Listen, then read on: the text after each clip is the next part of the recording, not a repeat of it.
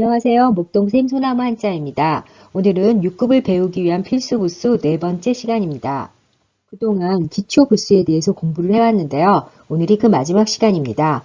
그런데 6급을 위한 부수 중에서 8급이나 7급에서 했던 부수는 겹쳐서 하지 않았기 때문에 8급이나 7급에 나왔던 부수가 더 중요하니까 그것도 꼭 같이 알고 공부했으면 좋겠습니다. 오늘은 정말 중요한 두 부수, 모양은 똑같지만 위치에 따라 뜻이 달라지는 두 부수에 대해서 해보려고 합니다.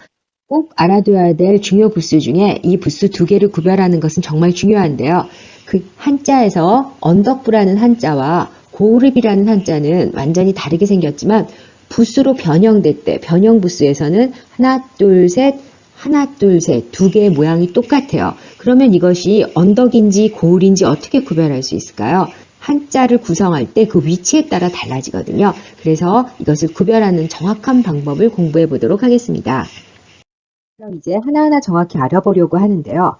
이 언덕부는 변형 부수를 쓸 때 1, 2, 3 이렇게 써야 됩니다. 순서가 어디가 먼저냐 하면 1, 2, 3 이렇게 써줘야 돼요.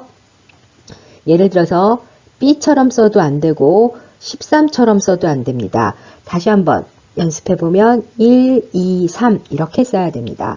이제 쓰는 걸 연습했으니 글자 안에서 좀 알아보려고 하는데요. 언덕 위에 흙이 많은 곳이 육지다 할 때 문육이고요. 언덕 위에 지은 집, 집원, 언덕 위에서 적을 방어하는 것이 더 편하기 때문에 막을 빵, 또 언덕이 높아서 올라갈 수가 없어서 장애물이 되기 때문에 막을 장자였습니다.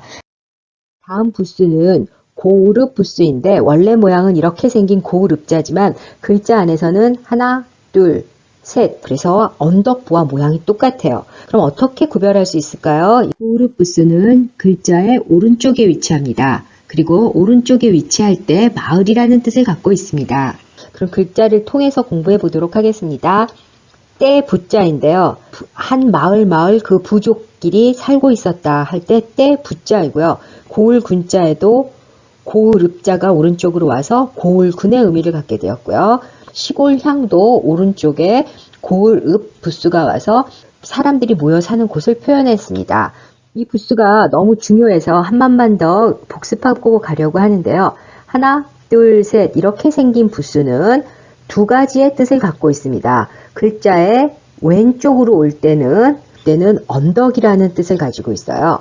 예를 들면 언덕 위에 태양이 빛나고 있는 곳, 이것이 양지 바른 곳, 양이라는 글자였고요.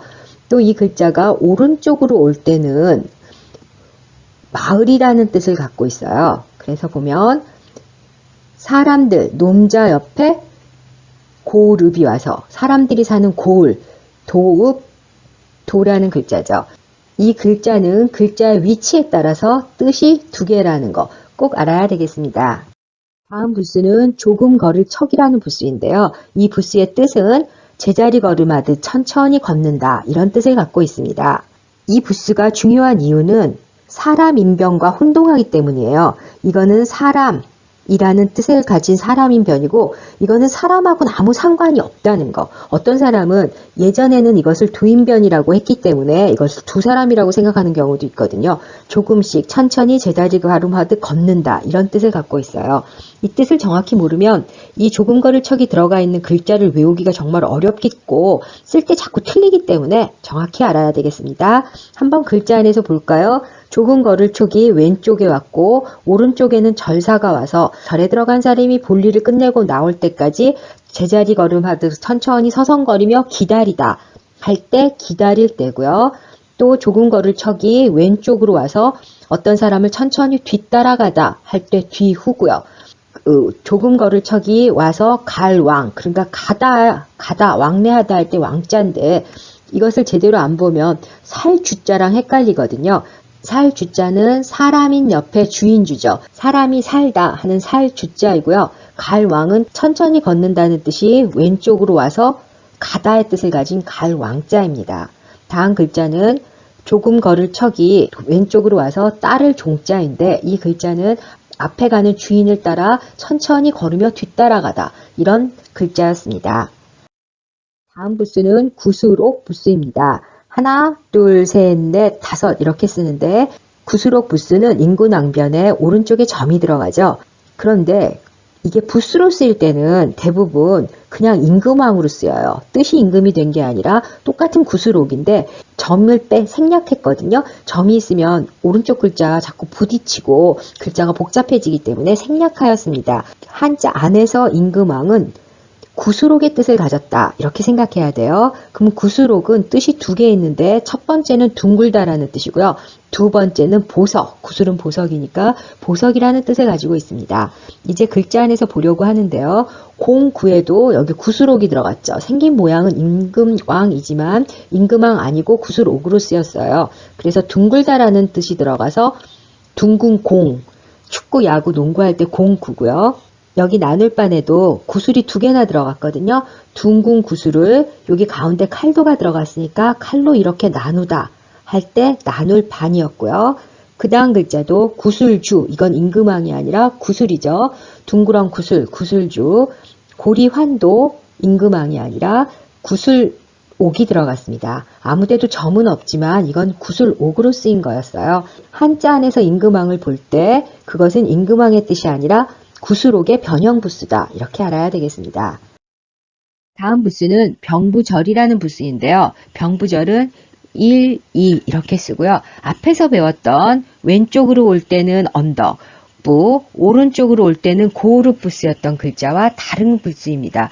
대충 같이 쓰는 친구들이 있어서 구별하기 위해서 선생님이 이 부수를 설명하는데요.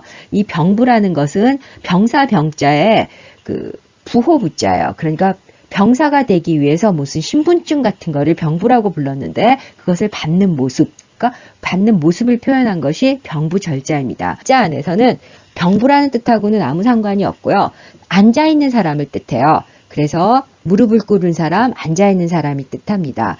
글자 안에서 한번 보도록 하겠습니다. 여기 병부절이 들어간 글자 발음이어서 마디절이고요.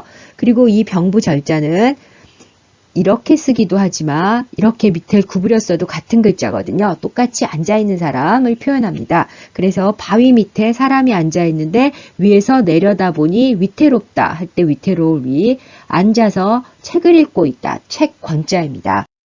오늘 배운 부수를 복습해 볼까요? 이렇게 생긴 부수가 왼쪽으로 올 때는 언덕부 부수로 언덕의 뜻을 갖고 있고요. 똑같이 생긴 부수가 오른쪽으로 올 때는 고으르 부수로 마을의 뜻을 갖고 있습니다. 조금 걸을 척 부수이고요. 구술옥 부수는 글자 안에서는 대부분 임금왕으로 쓰인다는 것, 그리고 마지막으로 앉아있는 사람을 뜻하는 병부절 부수였습니다. 오늘까지 한자를 배우기 위한 필수 부수 40개를 마쳤는데요. 이것만 뜻을 확실하게 알고 쓰는 것도 정확하게 쓸 수 있다면 한자를 배우는 것은 정말 쉬워질 거예요.